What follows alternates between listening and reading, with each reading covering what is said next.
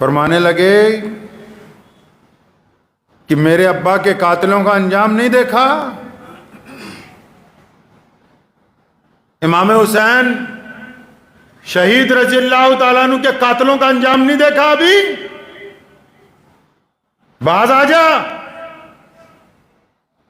کہنے لگا دیکھو یزید کے پاس پاور تھی، اس نے بیڑیاں پہنا دیں، آج میرے پاس پاور ہے، میں نے تمہارے ہاتھ میں بیڑیاں پہنا دیں۔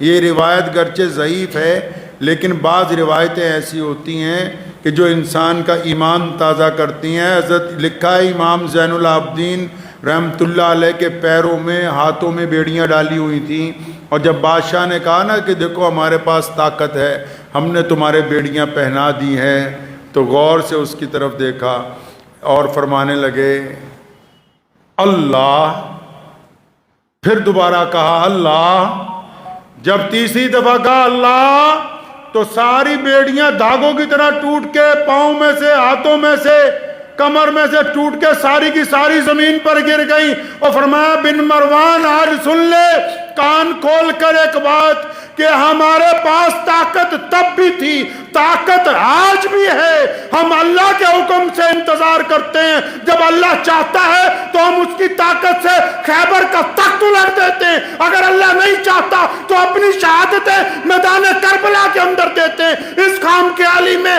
دشمن کبھی نہ رہے کہ طاقت تمہارے پاس ہے، اللہ ہمارے ساتھ ہے تو کائنات کی طاقتیں ہمارے ساتھ ہیں۔ خلیفہ اٹھ کے کھڑا ہونے فرمایا زمین پر بیٹھ جا۔ روایتوں میں لکھا ہے کہ اس کی ہمت نہیں ہوئی زمین پر اٹھنے کی، زمین پر گھٹنوں کے بل بیٹھ گیا وہیں پر۔ فرمایا اس خام خیالی میں نہ رہے کہ آل محمد صلی اللہ علیہ وسلم کے پاس طاقت نہیں ہے، اہل بیت کے پاس طاقت نہیں ہے، جو کائنات بنی محمد رسول اللہ کے وسیلے سے ہو، ان کے پاس اگر اللہ کی طاقت نہیں ہوگی تو پھر کس کے پاس ہوگی؟ فرمایا پہلے بھی تھی اب بھی ہے، بس فرق صرف اتنا ہے کہ ہم اللہ کے اشارے پر اس کا استعمال کرتے ہیں اور اللہ کے اشارے پر ہی بس رک جاتے ہیں، اور کوئی بات نہیں ہے۔ کربلا کے بعد کے واقعات یہ بتاتے ہیں کہ ظلم کرنے والے لوگ جو ہیں وہ کبھی کامیاب نہیں ہوئے۔ کربلا کے واقعات اس بات کی گواہی دیتے ہیں کہ جن کا دل اللہ نے بڑا رکھا ہے ان کا نام قیامت تک زندہ رہے گا۔ یہ شمر جس نے پانی بند کیا تھا، جب یہ اپنی جان بچاتا وہ بھاگتا پھر رہا تھا تو مدینہ منورہ کے اطراف میں جنگل میں امام زین العابدین کو مل گیا، پانی مانگا، پیاسا تھا بہت، انہوں نے پانی پلایا، پانی پی کے کہنے لگا لگتا ہے آپ نے مجھے پہچانا نہیں، اور فرمایا یہ کیسے ہو سکتا ہے، تو نے میرا پورا خاندان قتل کر دیا، میں تجھے نہ پہچانوں؟ فرمایا پھر بھی پانی پینے کے لیے دیتے ہو؟ فرمایا وہ تمہارا ظرف تھا کہ تم نے ہم پر پانی بند کیا، یہ آل رسول کا ظرف ہے صلی اللہ علیہ وسلم کہ ہم دشمن کو بھی پیاسا نہیں رہنے دیتے۔ ظرف کی بات ہے، کس میں کتنا ظرف ہے صفائی سے کھل گیا، یہ راز ایک ذرا سی لڑائی سے کھل گیا۔ جو اعلیٰ ظرف کے لوگ ہوتے ہیں یاد رکھیں،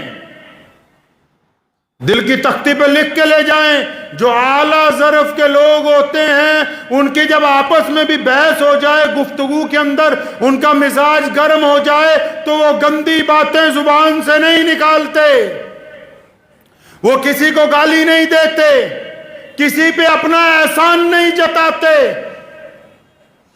کسی کی بے عزتی نہیں کرتے، ان کے اصول ہوتے ہیں، میدان کے اندر بھی بحث و مباحثے میں بھی دشمن کے ساتھ بھی اصولوں کے ساتھ پیش آتے ہیں۔ یہ نہیں کہ اگر ذرا سی ناراضگی ہوئی تو احسان جتانے لگے کہ اچھا فلاں سن میں تجھے کپڑے لے دیے تھے، فلاں سن میں تیرے گھر میں مدد کر دی تھی، فلاں تیرا بچہ پھنس گیا تھا تب میں نے نکلوا دیا تھا۔ جو خاندانی لوگ ہوتے ہیں، اور خاندانی لوگ پیسے والے نہیں ہوتے، خاندانی روایتیں خون سے جلتی ہیں، لوگوں کی آنکھوں کی شرم و حیا اور زبان کی نرمی اس بات کو طے کرتی ہے کہ ان کے ماں باپ کس معیار کے تھے۔ امام حسین رضی اللہ تعالیٰ عنہ کی شہادت نے یہ دین ہم تک قائم رکھا ہے، اس بات کو ذہن نشین کر لیجئے آپ لوگ۔ میدان کربلا نے اس دین کو قیامت تک کے لیے قائم کر دیا ہے۔ کربلا میں جو امام حسین رضی اللہ تعالیٰ عنہ کی استقامت ہے، ان کی جو جرت ہے، ان کی جو وہاں پر بڑی بڑی طاقتوں سے ٹکرانے کی طاقت ہے، اس نے قیامت تک کے لیے مسلمانوں کو استقامت عطا کی ہے، دین کو زندگی عطا کی ہے۔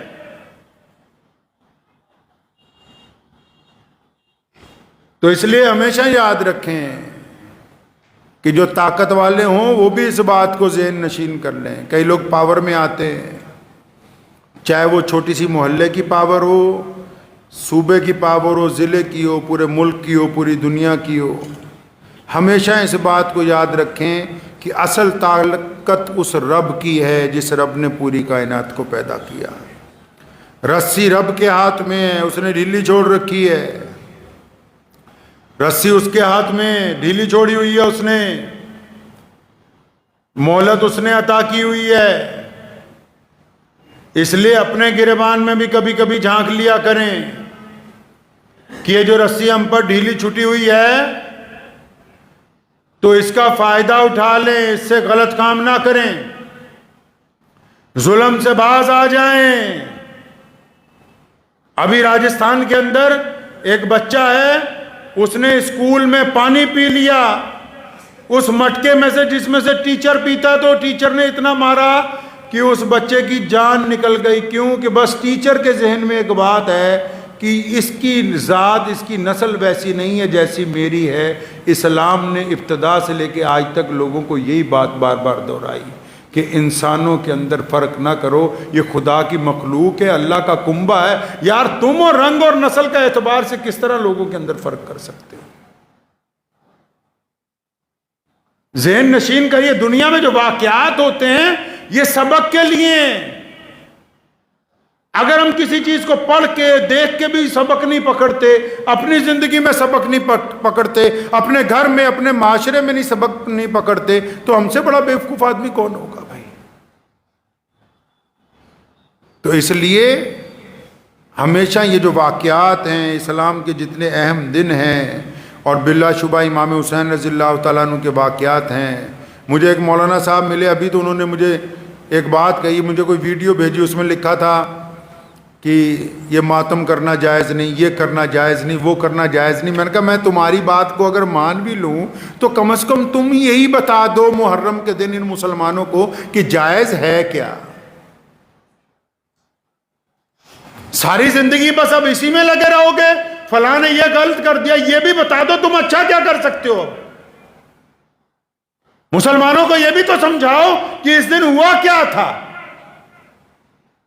میں مانتا ہوں کہ بہت سارے طریقے اسلام میں جائز نہیں ہیں، لیکن وہ جو ناجائز کرنے والے چاہتے کیا ہیں؟